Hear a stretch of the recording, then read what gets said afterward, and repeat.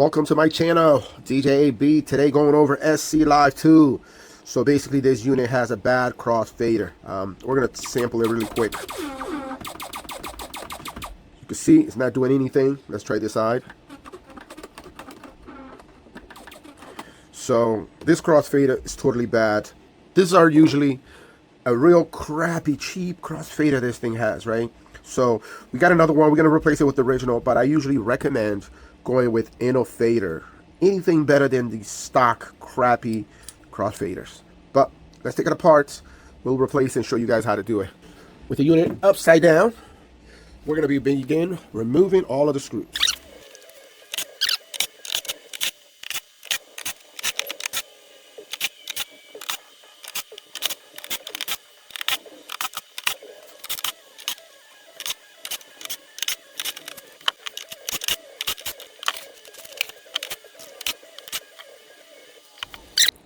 So analyzing these screws, they're all identical except these top two here. Okay, now we could try to pry this, and it comes right off. And we're gonna check for any liquid damage that must went through this unit. I see a little, yeah, we got some little spill here. So yeah, right in the bottom, which is this area where the crossfader is. And that is how I believe the crossfader went bad. Oh man, look at that. That pin doesn't look so good. I'm not sure if it's supposed to be solder, but that's where the crossfader is soldered into the board, which is ridiculous that they didn't even do that. Okay, we're gonna take it apart to get to that area, but as you can see, this is a design, bro. The horrible. Crossfader should be able to just replace it by itself. No need to go through all of this. You know what I mean? I gotta replace all of this. I gotta remove all of the knobs. Oh, so much crap. Anyway, so we got the bottom out, and now we're gonna go ahead and flip it over. Now we need to remove all of these knobs. So usually before I remove the knobs, I make them all counterclockwise to the left, and then we remove them.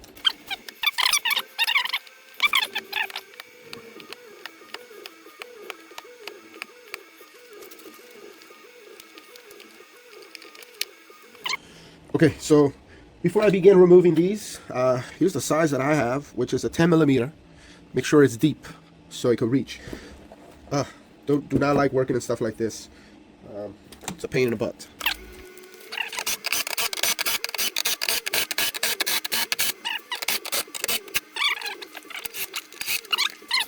Okay, so I got me a very long 10mm. See that? Very long. That's what you need. You need one that's very long to get in there.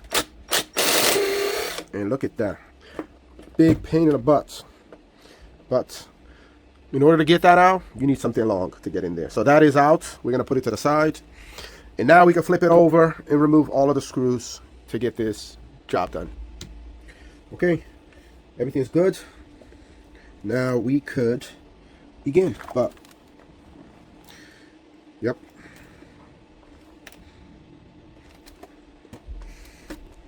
Now we got to take this top part here, but we're also going to remove screws from the back.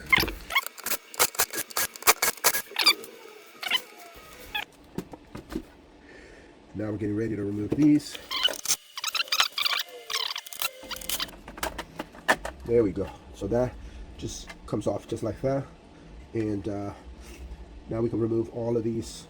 But we're checking the capacitors to make sure they look good. Yep, capacitors look good. Usually these capacitors control your sound. Yep, all of that looks good. So we're not going to mess with that. But I will take this top piece, put it to the side, and now we can begin disconnecting all of this.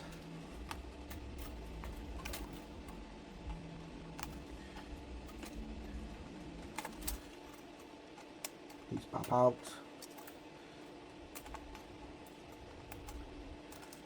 Actually, I could have just left this one in place. Yep.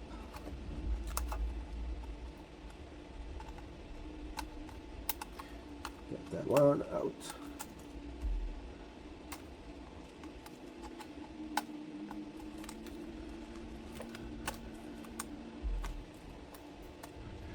Okay, so we're gonna put this here. It was very loose, but let's put it in.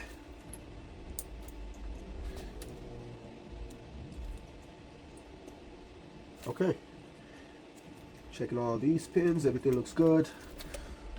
We're gonna disconnect this and also untangle this and let it loose to the right. Keep that over there.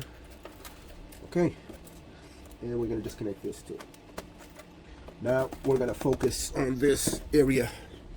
It's gonna be the area where we're gonna take every screw out of here.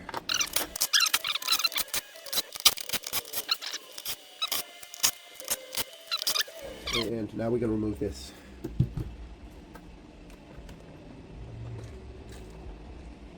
Okay, let's see. I should be able to get this to pry. You could press some of the buttons on the other side just to get him to pop up. There you go. Got my hands in there. Let's press some more. There we go. Got it loose. There we go. There we go. There we go. Now we're gonna look at our very dumb crossfader, right? And one that was ordered. It's not really meant for this.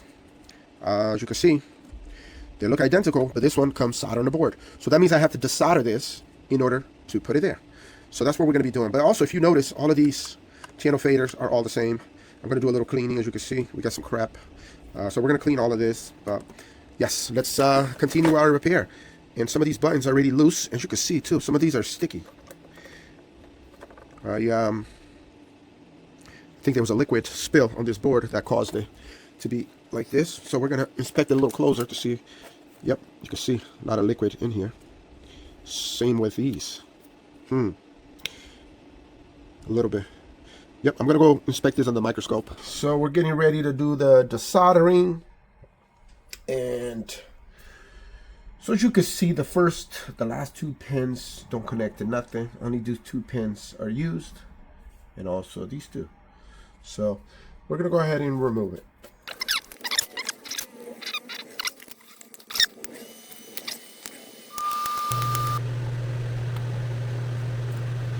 Okay, that looks good. Now with the new one, we're going to desolder this off of this board.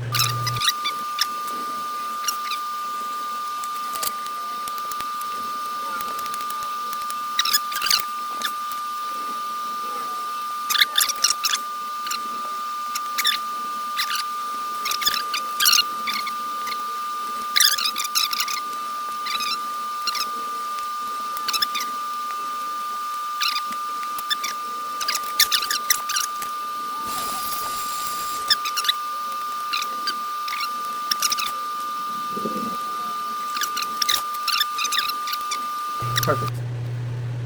So now we can go ahead and solder it back into this board.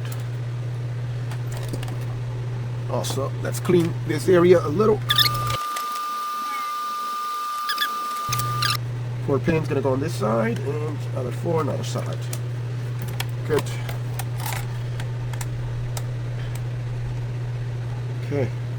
Now we are ready to put some solder. Let me just press it down so it stays good. Nice and flush. Just making sure. Yep, looks good. Same height as the other one. Now we do some cleaning. We're back to put it back together. Just want to show you the old one. It's got a part number B10KX2. I don't believe that's the original. I believe this was previously replaced by someone else.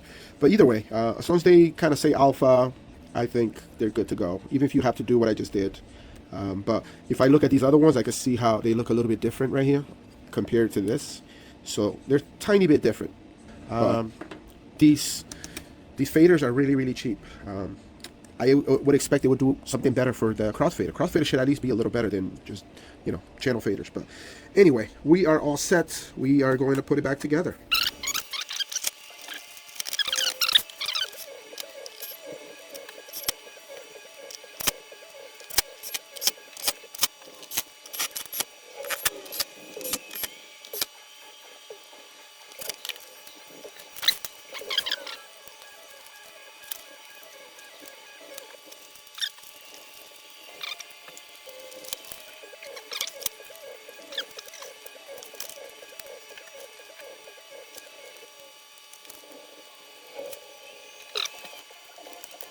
just gonna apply power and hold it and try to turn it on. Let's see. Get the power button in my hands. It's got to stick out a little more. Okay, got it. Okay, let's hit the power and see if the screen goes on.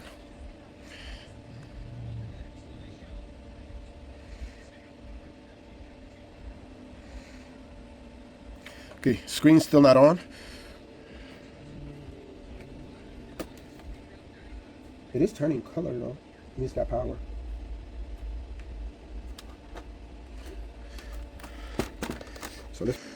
So guys, I've been going crazy trying to figure out why this thing wouldn't turn on. And then I shook the unit and I heard a sound coming from this area. So this is the area that I didn't even open up, but look. See the battery just hanging right in there. This is the battery that I was concerned about. I was like, where's this battery? So the battery belongs here. It somehow fell out. And I'm thinking that's why the unit wouldn't start up, because of this battery. So we're gonna put this battery in and continue our troubleshooting. But this is crazy. I'm like losing my brains why that battery is missing. But I have it on video. When I opened this up, the battery was not in there. So we're gonna go ahead and see if we could get this screen or get this unit to boot. But if it's missing a battery, that might be your issue. Okay, I got this battery secure. It's nice in place. And now we believe everything's good. So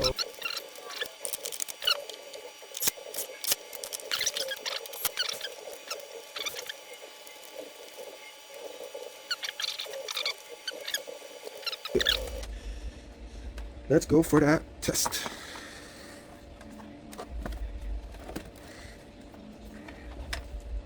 Right here. And power. Let's pray that we get the screen working this time. Otherwise, I am losing it. That I can get the screen to go on. Yep, still doesn't go on. So, okay, upon plugging the unit into my laptop, it's telling me there's an update, right? So I'm gonna tell it to do the update, but it wants me to put the device into a update mode. So because I can't see the screen, it's gonna be hard to do that. So I'm gonna try to figure this out. Okay, got the update running right now. So basically, to do the update, you power it off, you hold back, forward, and this encoder. You hold all of them down, and then the laptop is gonna give you an OK prompt to allow this connection, and then you start the update. And we're gonna let this update complete. Okay, it says update is completed, so I could just say done.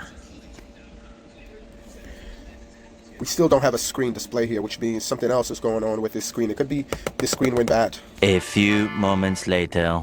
Continue our video. I ended up getting another one. Can you believe it? So I got this just for testing reason, troubleshooting.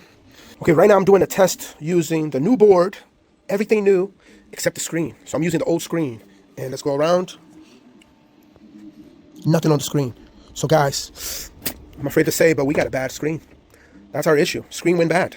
Horrible, horrible, horrible.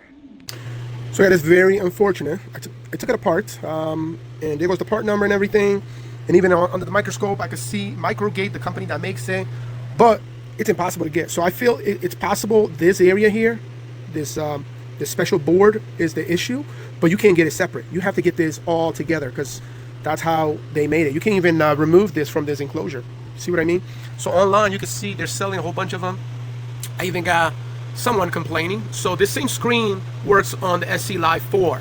And once this screen goes bad, which that's what happened in my case, basically, you just got to order it. I see other people talking about it. You just got to get a whole new screen. And this thing is not cheap. So Instrumental Part has it right here. As you can see, $300. And it's a special order. So yeah, very careful with your screen, or even if you're not careful, it just goes bad, you're going to have to get this.